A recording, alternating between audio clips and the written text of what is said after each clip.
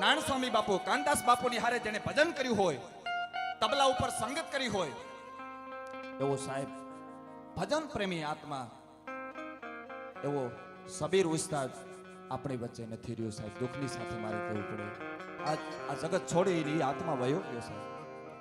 સબીર ઉસ્તાદ ગુજરાતનું એવડું મોટું નામ, જેને જોઈને માણસો તબલું વગાડતા શીખ્યા હોય, એવો પવિત્ર આત્મા સાહેબ. ઈ માણસ મુકેશ પુરી બાપુ મને ગાડીમાં મને સંભળાવતા હતા. ઈ માણસને કાનદાસ બાપુએ ઈ માણાને કીધું કે આપણે દ્વારકા જવાનું છે. ઈ માણા દ્વારકા ગયો અને બાપુએ 2 નાળિયેરીના છોડ આપ્યા. 2 નાળિયેરીના છોડ આપ્યા. હે બાપુ, હું નાળિયેરી વાવીશ તો ખરી, પણ ઉગશે? તેથી કાનદાસ બાપુ બોલ્યા છે, કેમ ન ઉગે?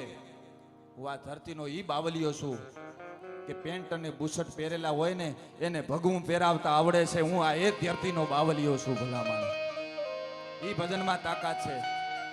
ઈ માણસ કાનદાસ બાપુ તો વયા ગયા, ભજન પ્રેમી આત્મા વયો ગયો.